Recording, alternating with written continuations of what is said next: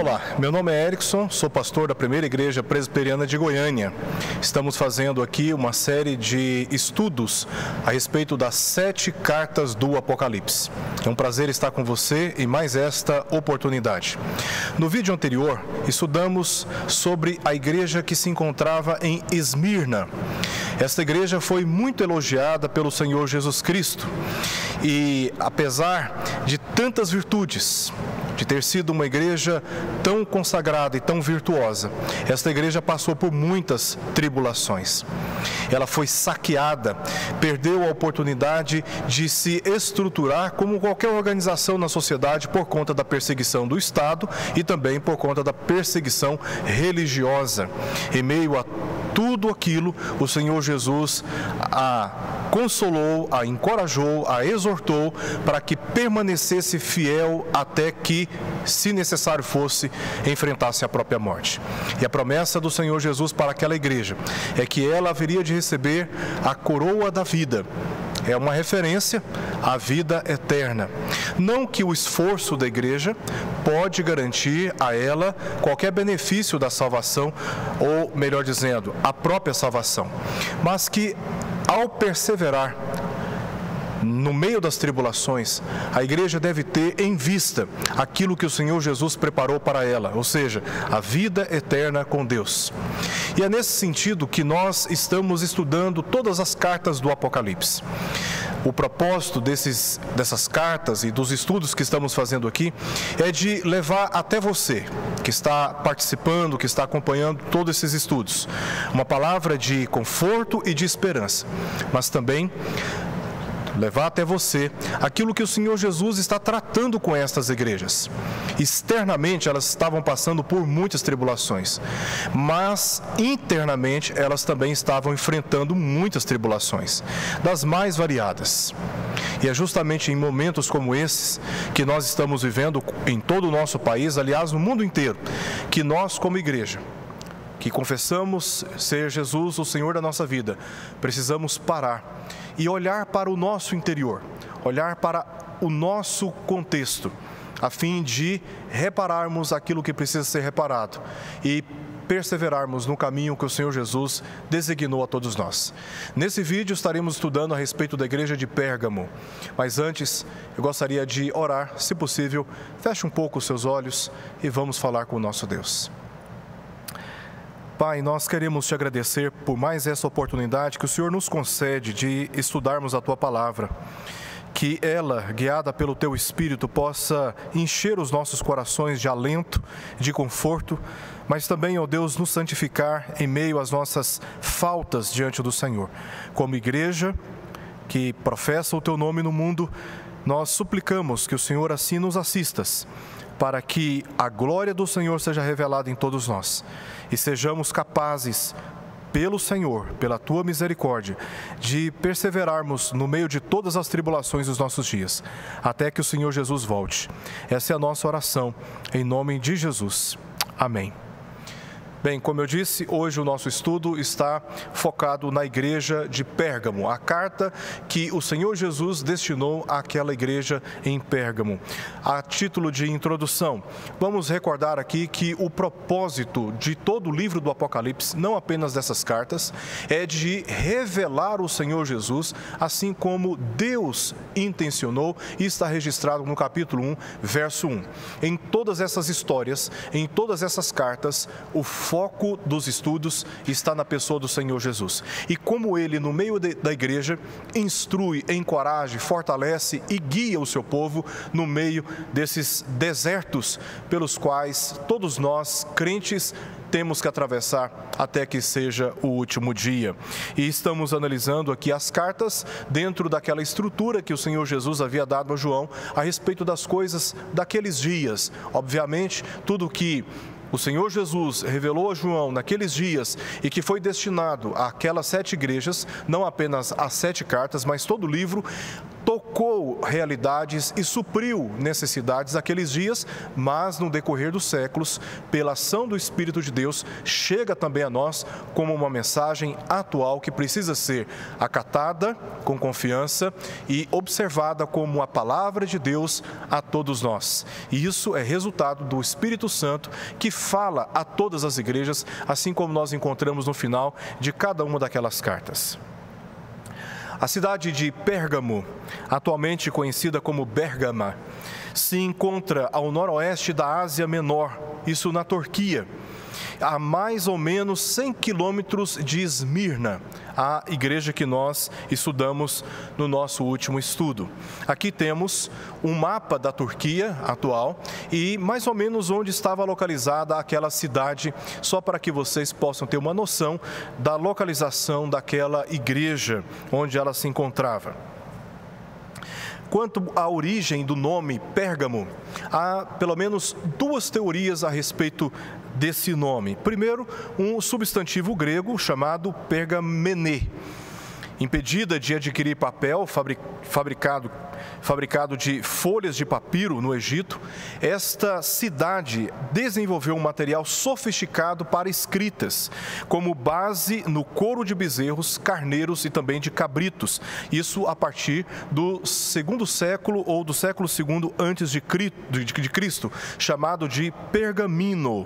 Além dessa referência na produção dos pergaminhos, se tornou também uma referência na comercialização de couros devidamente preparados para diversos fins. Isso fez com que a cidade de Pérgamo fosse bastante conhecida em todo aquele universo da Ásia, especialmente falando. Pérgamo também foi sede da segunda maior biblioteca do mundo antigo, contendo mais de 200 mil rolos de pergaminho, se tornando um importante centro de estudos, de uma importância tão grande e semelhança àquela que era encontrada naqueles dias na cidade de Alexandria, no Egito. A segunda teoria a respeito do nome desta cidade, Pérgamo, está relacionada com um herói dentro da mitologia grega chamado Pérgamo. Daí, essa é uma teoria, né, de um possível nome que essa cidade recebeu. Segundo a história dos gregos, ele teria sido filho de Andrômaca e Neptólemo, filho de Aquiles. Pérgamo teria chegado àquela terra da Ásia Menor na companhia de sua mãe, Andrômaca, e assassinou o rei Ariano em um duelo, depois do qual ele fundou a cidade e estabeleceu ali o seu trono. Daí, então, em homenagem a esse Deus, dentro da mitologia, dentro do entendimento religioso a respeito desses personagens, né, da religiosidade dos gregos, essa cidade, portanto, teria recebido o nome em homenagem a ele. Pérgamo foi uma verdadeira fortaleza, contendo enormes fortalezas. Era conhecida como centro religioso, com templos para Zeus, pai dos deuses, a Atena, a deusa da civilização, das artes e da sabedoria, Dionísio, deus das festas e do vinho, e a Asclépio, deus da cura e da medicina. É desse período que vem o símbolo atual da medicina. Esse é o símbolo de Asclépio. Era uma serpente envolvida por seu bastão, que ainda hoje é o brasão da medicina. Nós temos agora aqui algumas esculturas antigas que nos traz a referência desse símbolo de Pérgamo, né? O brasão com a serpente envolvida nele, em referência àquilo que significava a importância da cidade naqueles dias. Depois da conquista de Pérgamo pelos romanos, estes construíram um templo em 129 a.C. Posteriormente, o dedicaram a Augusto e também a Roma, e introduziram ali o culto a César. Pérgamo foi a primeira cidade na Ásia Menor a tornar oficial o culto ao imperador e foi o centro administrativo romano naquela província. Daí temos uma noção do quanto essa cidade dentro da Ásia Menor significava importância para o Império Romano, pois foi, como já foi dito, a primeira cidade a adotar oficialmente a adoração a César.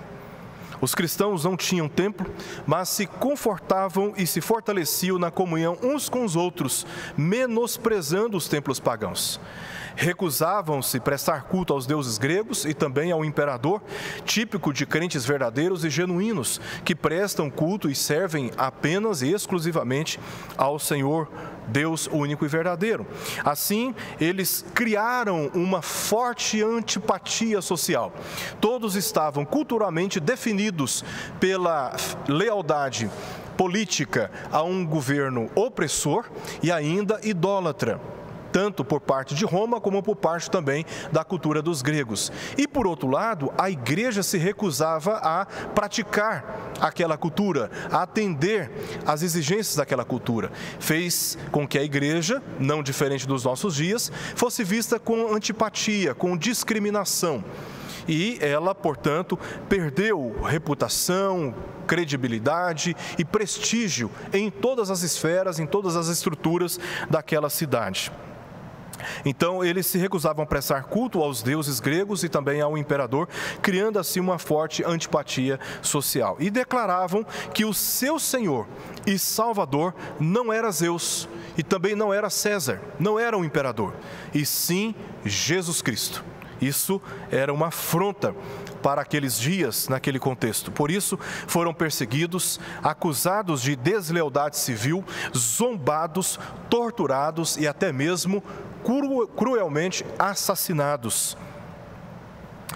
E aqui nós temos uma maquete da antiga cidade de Pérgamo, só para facilitar aqui o nosso entendimento do contexto. A estrutura da cidade era uma estrutura bastante... Não era uma estrutura grande, não era uma cidade grande, mas era uma cidade bastante relevante, no sentido literal. Ela foi construída numa posição bastante alta e de lá era possível ver a longa distância a estrutura daquela cidade. Esta é a maquete da cidade e hoje, como as ruínas dessa cidade se encontram, né? Nós temos aí a mesma, mais ou menos aquilo que a maquete nos mostra, como se encontram hoje as ruínas dessa cidade, né? Vamos ler agora o texto que descreve a mensagem de Cristo para a igreja que se encontrava na cidade de Pérgamo, em Apocalipse capítulo 2, versos 12 ao verso 17. O texto diz assim: ao anjo da igreja em Pérgamo escreve: estas coisas diz aquele que tem a espada afiada de 2 gumes. Conheço o lugar em que habitas, onde está o trono de Satanás, e que conservas o meu nome e não negaste a minha fé, ainda nos dias de Antipas, minha testemunha, meu fiel, o qual foi morto entre vós, onde Satanás habita. Tenho, todavia, contra ti algumas coisas, pois que tens aí os que sustentam a doutrina de Balaão, o qual ensinava a Balaque a armar ciladas diante dos filhos de Israel para comerem coisas sacrificadas aos ídolos e praticarem a prostituição. Outro sim, também tu tens os que da mesma forma sustentam a doutrina dos nicolaítas. Portanto, arrepende-te, e se não, venho a ti sem demora e contra eles pelejarei com a espada da minha boca. Quem tem ouvidos, ouça o que o Espírito diz às igrejas.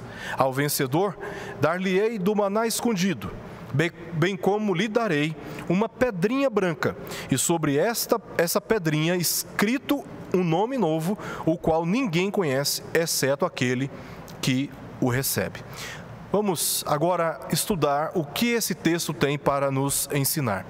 O texto começa no verso 12, dizendo: ao anjo da igreja em Pérgamo escreve. A mensagem para a igreja é do próprio Jesus Cristo, mas ela chega através do seu mensageiro. É isso que significa a palavra anjo. Era o líder da igreja local, era o pastor da igreja local, um presbítero, alguém que estava ali cuidando do rebanho e a representando diante do Senhor. O mundanismo, contudo, corrompeu a igreja em Pérgamo. E pelo menos 4 experiências fazem com que uma igreja se torne uma igreja mundana ou corrompida pelo mundanismo, pelas corrupções deste mundo. Primeiro, falta de discernimento entre a impureza e a santidade, isso tanto na igreja como também no lar. Se perdermos a capacidade de discernirmos aquilo que é santo e aquilo que é impuro, se nós perdermos essa capacidade de discernimento, nós podemos facilmente inverter na experiência da nossa vida todas essas coisas e até considerar aquilo que para Deus é impuro, santo. E esta igreja, ela perdeu a capacidade de, certamente, discernir essas coisas. Também a conformidade com o pecado e a leniência no seu tratamento. Isso faz com que qualquer igreja dos nossos dias se torne uma igreja secularizada ou mundanizada, perdendo a sua autoridade espiritual, o seu vigor de fé e também a sua confiança na palavra de Deus. Quando ela tolera o pecado e quando ela percebe o pecado, ainda é leniente, ela ainda procrastina o seu tratamento. Também o menosprezo pelos sacramentos e a tolerância com falsos mestres e falsos ensinos dentro da igreja. Em nome do politicamente correto, a fim de evitar qualquer tipo de conflito, nós vamos deixando falsos ensinos dentro da igreja, pessoas ensinando qualquer coisa e até admirando grandes pessoas muito famosas, e porque são famosas, elas vão à televisão, vão às rádios, escrevem livros, e nós evitamos reconhecer que essas pessoas estão, na verdade, corrompendo a boa fé e a boa doutrina dentro da igreja. E estas experiências, ou pelo menos essas 4 experiências, são capazes de fragilizar a igreja diante das tensões espirituais que se encontram hoje no mundo, fazendo dela uma igreja realmente e infelizmente mundanizada. E uma igreja corrompida pelo mundanismo peca contra Cristo, porque Cristo exige da sua igreja que ela seja santa, que ela seja leal, que ela seja fiel, que ela persevere na doutrina e que não negocie a fé, que não abra mão da sua confiança em Cristo e no testemunho que a palavra dá a respeito dele. Ele é identificado aqui, portanto, neste texto, no verso 12, na segunda parte, como aquele que tem uma espada afiada de 2 gumes. É assim que Jesus é apresentado. Na verdade, ele se apresenta assim para a igreja. Isso significa pelo menos 2 coisas. Primeiro, a espada era um instrumento de juízo, assim como nós lemos em Romanos capítulo 13, verso 4, que o Estado, que as autoridades, os magistrados civis, eles naquela época usavam espada como forma de punir aqueles que desobedeciam e que andavam na contramão dos decretos e das determinações das autoridades naquela época. Então, a espada era um instrumento de juízo e quem tinha o direito final de julgar, preservar a vida ou interrompê-la. As autoridades tinham esse poder. Não eram as autoridades romanas, mas aqui, segundo está escrito, não eram o imperador, não eram os exércitos romanos, não eram aquelas autoridades, mas é o próprio Cristo quem tem essa espada de 2 gumes. Cristo está aqui se apresentando simplesmente como aquele que tem autoridade suprema na vida da igreja. Em segundo lugar, essa espada afiada de 2 gumes é a palavra de Deus, que eficazmente penetra o mais endurecido coração, julga os segredos e lhe dá discernimento, assim como nós lemos no testemunho do autor de Hebreus, capítulo 4, verso 12, separando o pecador do seu pecado. E Cristo tem aqui a espada de dois gumes. Ele se apresenta como aquele que tem autoridade sobre a igreja, mas, num certo sentido, também ele reivindica a autoridade da sua palavra para julgar todas as coisas no meio da igreja. E a palavra de Deus, de fato, é a autoridade final para todos os crentes. É ela quem dita as normas de comportamento e determina o que é verdadeiramente a fé que é agradável a Deus. E no verso 13, depois desta introdução sobre por meio de quem aquela carta chega e como Cristo se apresenta aqui diante da igreja, agora Cristo começa a falar para a igreja e, de acordo com o que lemos no verso 13, ele começa dizendo: conheço o lugar em que habitas, onde está o trono de Satanás. Nós identificamos aqui 3 elogios. Primeiro, Cristo conhecia o ambiente em que sua igreja estava plantada. Cristo conhece a minha igreja. Cristo conhece a sua igreja. Cristo conhece a sua igreja como de forma universal, em todo o mundo, todos aqueles que são chamados pelo seu nome. Cristo conhece cada um dos seus servos e servas. Cristo conhecia o ambiente da sua igreja e sabia onde que ela estava plantada. E em uma fossa de mundanismo, a própria sede do trono de Satanás. É isso que nós lemos no verso 13. Conheço o lugar em que habitas, onde está o trono de Satanás. No entanto, a igreja permanecia fiel na sua confissão de fé, se recusando a negá-la, a dobrar os joelhos diante dos deuses gregos e também da imagem de César, a religião do Estado. Ela se apegava ao único nome que realmente poderia salvá-la e protegê-la, o nome do Senhor Jesus Cristo. Este é um elogio, porque no verso 13, logo na sequência, diz: e que conservas o meu nome, e não negaste a minha fé, não negaste a minha doutrina, não negaste os meus ensinamentos, não negaste a minha palavra. Cristo faz aqui, em primeiro lugar, esse elogio. Sei que você está plantada num contexto onde está o trono de Satanás, onde é a sede de Satanás. Trono, lugar de onde emana o reino, a autoridade, as ordens. Cristo sabia que a igreja estava plantada justamente num contexto assim. E ele reconhece que no meio daquele contexto todo, a igreja conservava o seu nome e não tinha negado a doutrina. Nós temos aqui novamente a maquete da cidade e aqui acima nós identificamos o altar que foi dedicado ao deus Zeus. Perceba que esse altar, ele tinha a semelhança de um trono. Ele tinha aí o aspecto realmente de um trono. É possível que Jesus, ao se referir ao trono de Satanás, estivesse se referindo a esse templo dedicado a Zeus, onde as pessoas cultuavam e tratavam Zeus como a verdadeira e máxima, suprema autoridade dentro daquela cidade. Por isso, Jesus está aqui fazendo referência que, apesar da igreja estar dentro de um contexto onde estava o trono de Satanás, ela permanecia fiel, leal a ele, né? E seguindo, e que conservas o meu nome e não negaste a minha fé. A igreja conservava a pura doutrina fundamentada no nome de Jesus e por ele confessada. Ele cria em Cristo. Ela cria em Cristo e não negava o seu testemunho.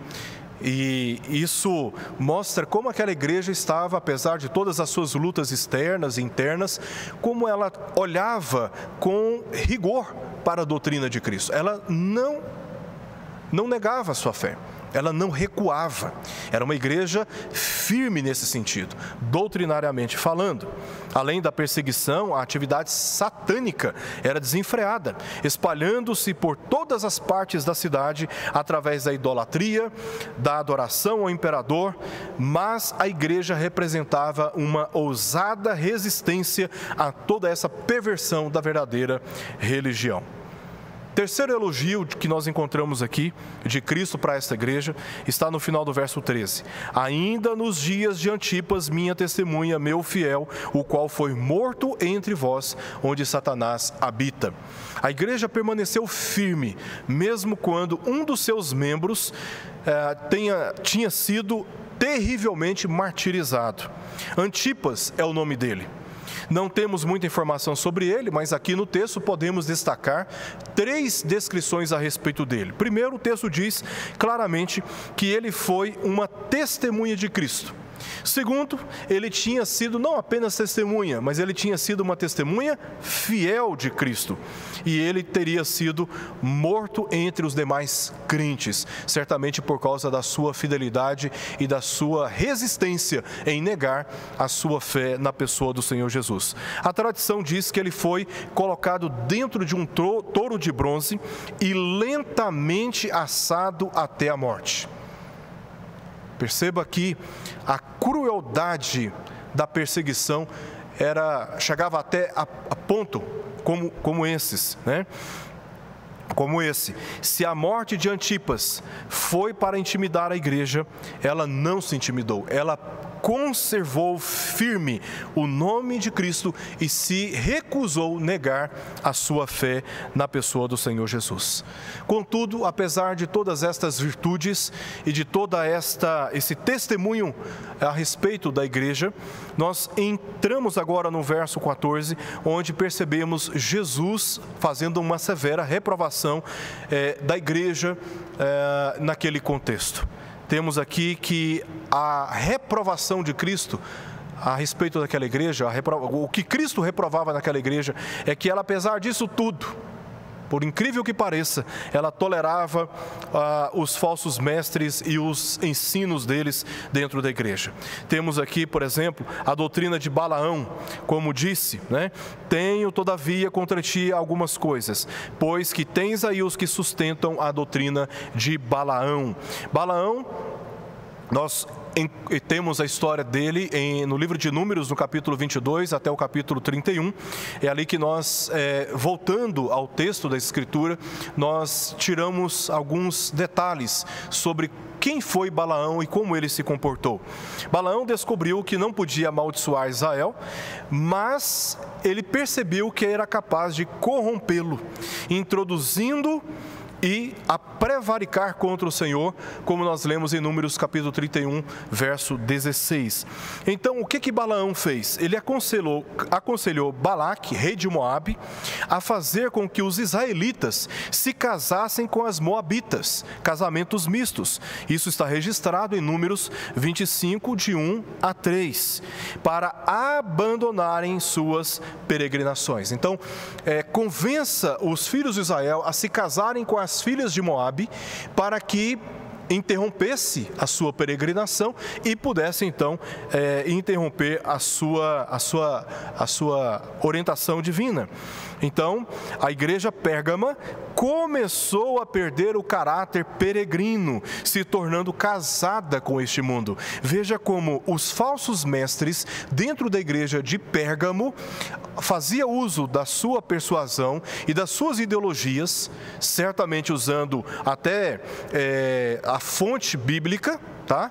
Mesclada com outras fontes pagãs, para convencer os crentes a se casar, a se associar, a fazer alianças com o mundo e assim perder a noção daquilo que era sagrado para Deus, do seu dever de viver uma vida fiel e leal para com a palavra de Deus, no tocante à sua vida moral, e perdendo inclusive a noção de que a nossa esperança neste mundo, ela não existe.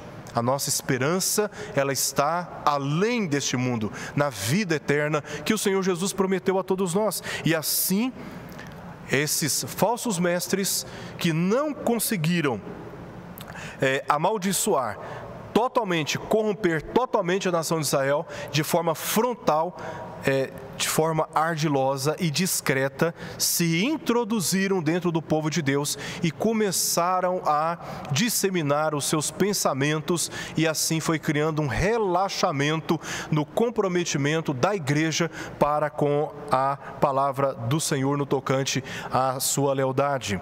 Também tinha relação aqui a doutrina de Balaão com a moralidade sexual. Para os cidadãos de Pérgamo, os banquetes públicos estavam associados às orgias nos vários templos idólatras. O ensinamento ou doutrina de Balaão era uma perversão da doutrina bíblica da liberdade.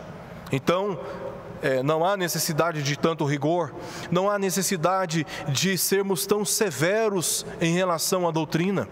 Isso é legalismo, isso é retrógrado, isso não é contextual, isso não faz da igreja uma igreja relevante. E assim a igreja foi entrando em certos pensamentos e relaxando o rigor que ela deveria ter para com a doutrina, e acabaram pervertendo a liberdade cristã pregada dessa forma por falsos mestres que defendiam menos rigor doutrinário a favor da integração com a cidade. Infelizmente, um problema que é tão antigo é notavelmente bastante atual em nossos dias.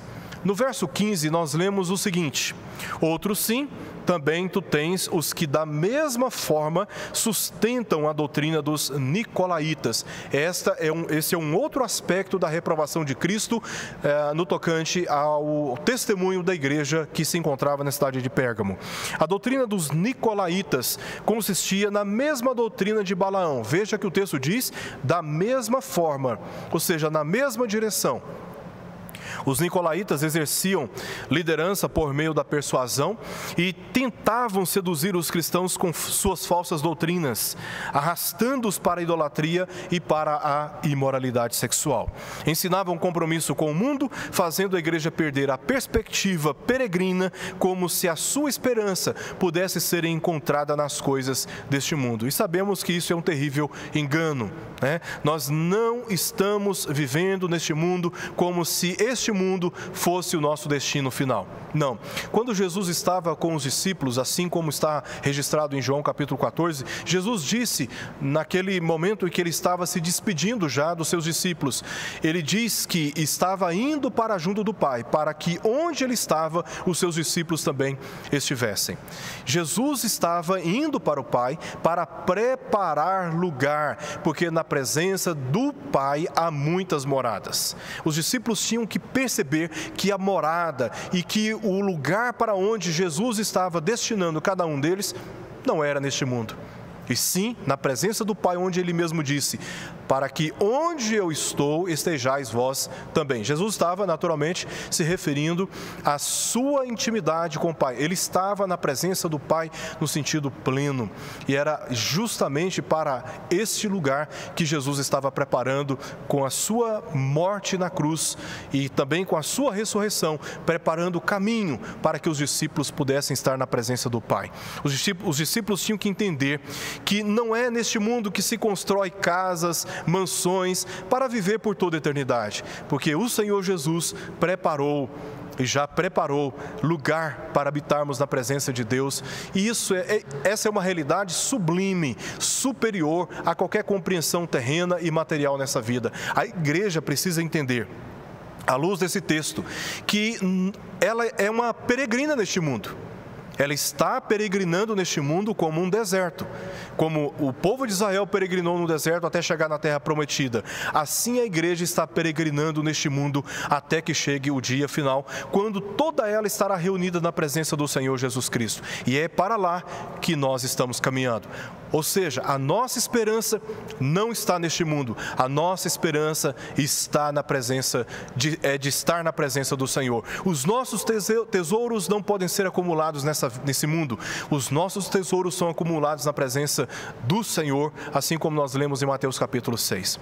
Mas quando a igreja perde essa noção de eternidade, quando a igreja perde esta esperança e ela se permite ser seduzida pelas tentações e ofertas deste mundo, ela acaba enfraquecendo a sua fé e perde também o vigor que, através dessa fé, ela poderia expressar dentro de uma sociedade.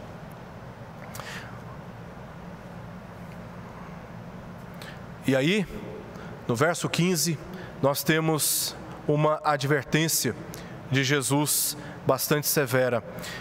Também tu tens os que da mesma forma sustentam a doutrina dos nicolaítas. Isso nos leva a algumas ênfases aqui da advertência de Jesus.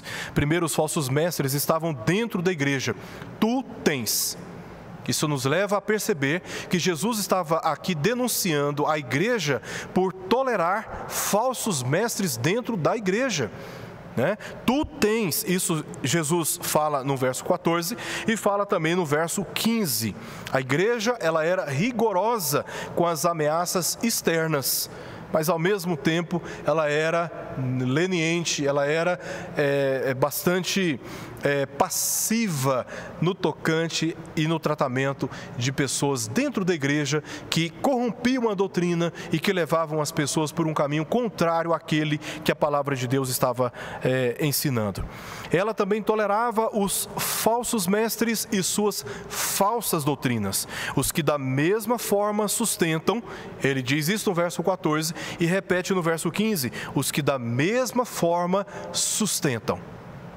Então, a igreja, ela tinha esta experiência de tolerar falsos mestres dentro da igreja. É por isso que, no verso 16, Jesus enfaticamente apela para a igreja: arrependa-te, e, se não, venham a ti sem demora, e contra eles pelejarei com a espada da minha boca. Esse é o apelo de Jesus, para que a igreja se arrependesse dessa prática de tolerar o falso ensino e o falso mestre dentro dela. O Senhor chamou esta igreja ao arrependimento sob uma forte ameaça de julgamento, através da espada, através da retidão do seu juízo contra eles. A princípio parece não incentivar o arrependimento, mas isso traria mais dor à igreja. Venham a ti. Se a igreja não se arrependesse, ou seja, se ela não se corrigisse em relação a isso, Jesus viria contra a igreja, não para destruí-la, mas para discipliná-la severamente.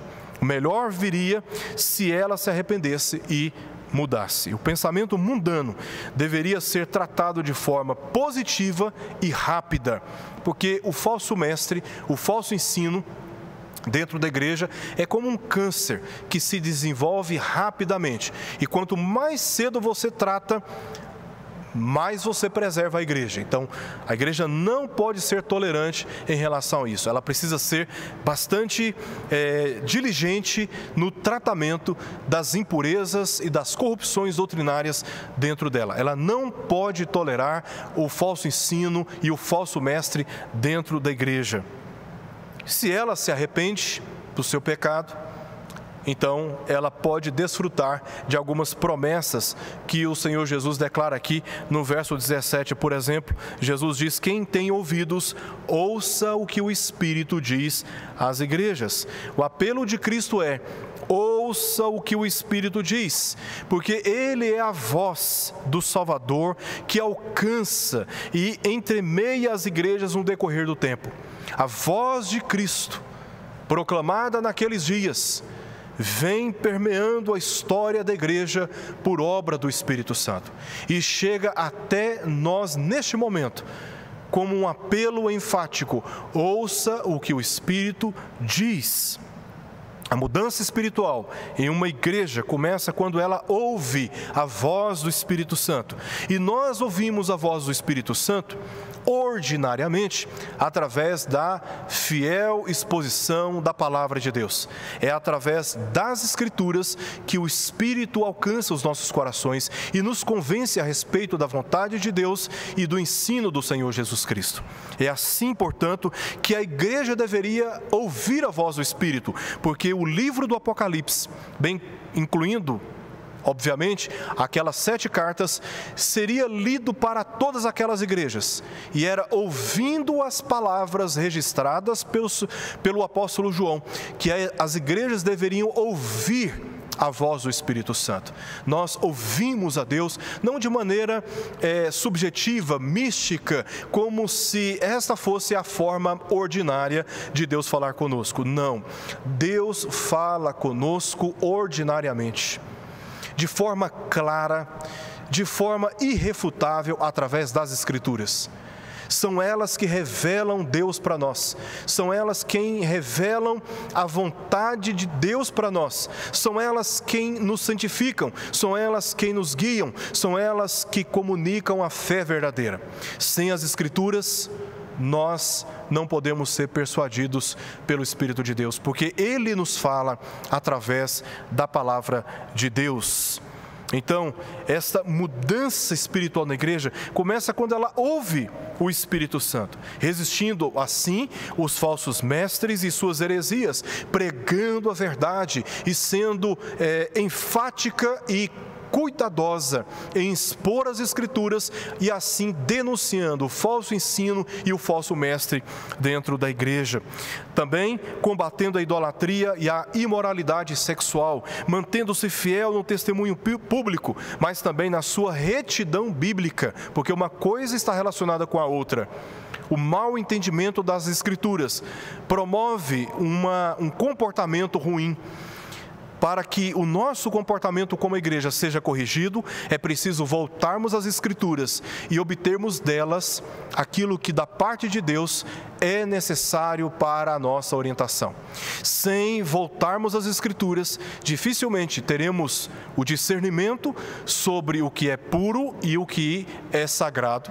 Dificilmente vamos discernir quem é falso mestre e as suas heresias em relação àqueles que são fiéis e o ensino é fiel à palavra de Deus. Dificilmente nós conseguiremos discernir no nosso comportamento o que agrada e o que não agrada a Deus. Por isso, o elemento chave, a base de autoridade da igreja está naquilo que está escrito na palavra de Deus e exposto com fidelidade. É daí que vem o nosso discernimento, a nossa autoridade e o nosso encorajamento para enfrentar os pecados dentro da igreja, as corrupções dentro da igreja e dessa forma resistirmos, pela ação do Espírito de Deus, às tribulações que nos tensionam lá fora. Se nós não nos santificarmos pela palavra de Deus, nós não conseguiremos resistir às tribulações lá fora.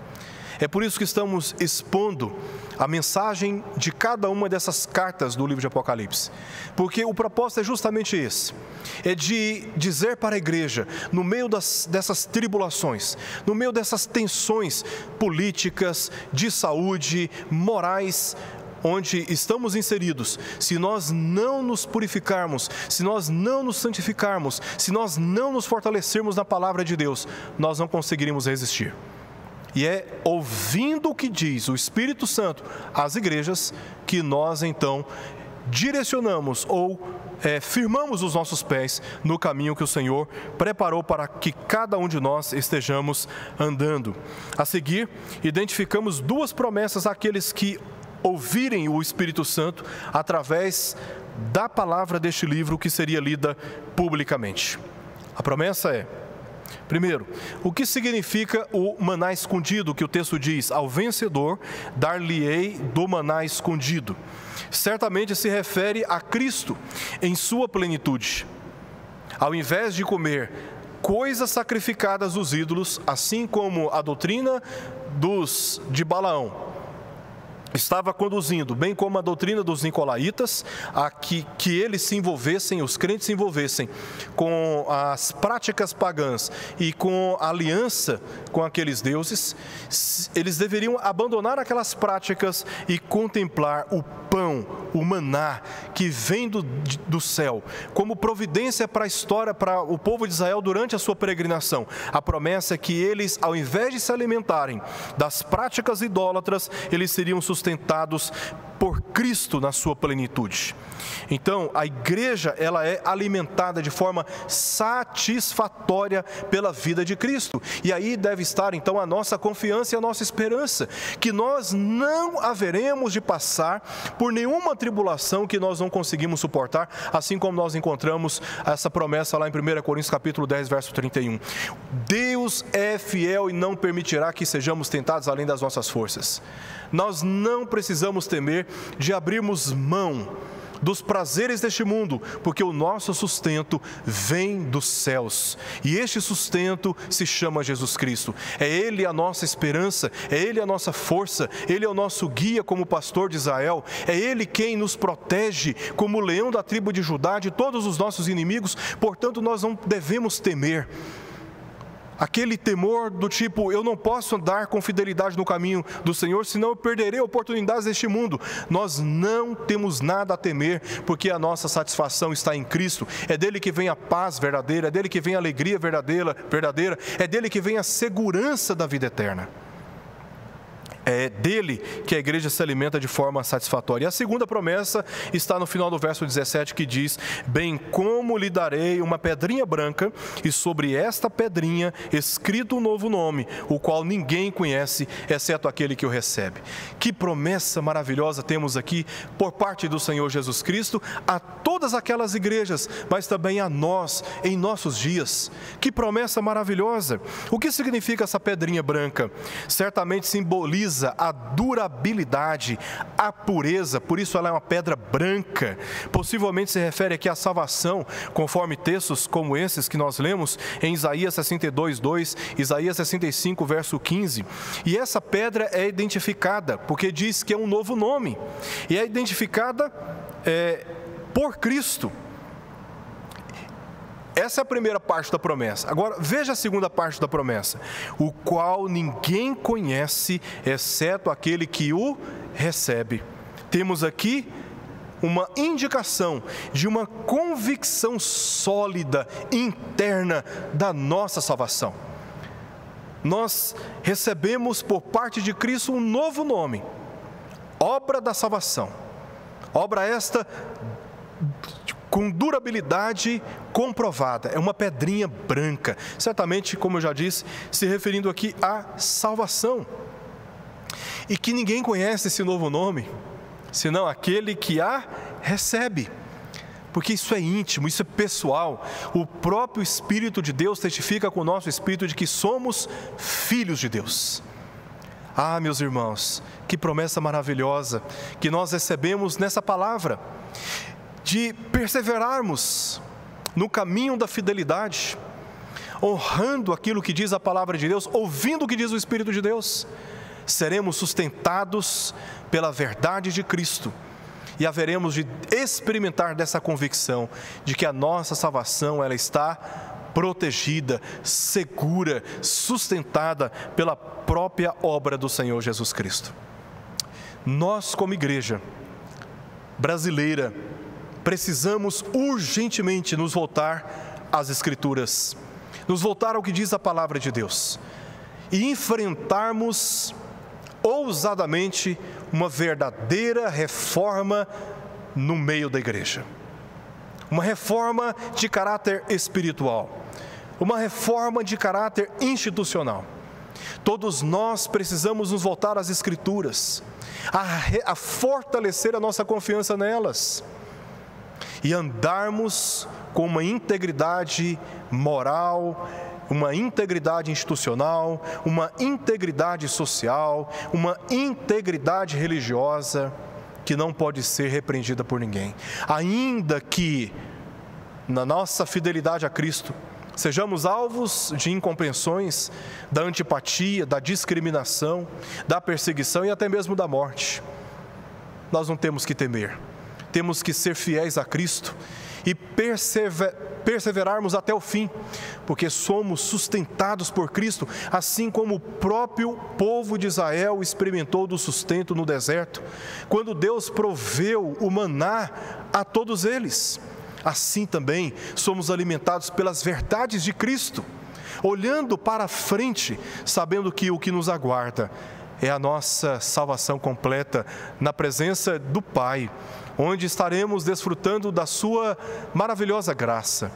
Então, eu quero deixar para você como aplicação essa palavra de encorajamento, que você, onde se encontra agora, possa tomar a decisão firme de se voltar para as Escrituras, consagrando a sua vida e vivendo com fidelidade na presença de Deus, pois esta é a vontade revelada por Cristo para a minha vida e também para você. Vamos orar. Senhor, te pedimos a tua bênção sobre cada um de nós, que o Senhor nos sustente e nos permita caminhar na direção certa, apesar de todas as tensões que enfrentamos neste mundo, que nós sejamos fiéis ao Senhor e ousados para promovermos a purificação da igreja, tirando do meio dela o falso ensino e nos apegando apenas à verdade da Tua palavra. Essa é a nossa oração, em nome de Jesus. Amém.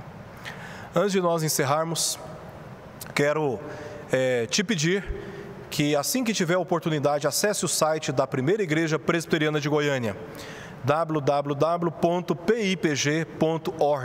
Ali você encontrará várias informações a respeito da igreja, horários de cultos, escola bíblica dominical, os materiais que são disponibilizados ali para a sua edificação. E esperamos, se Deus nos permitir, um dia nos conhecer e participarmos juntos aqui na Primeira Igreja Presbiteriana de Goiânia.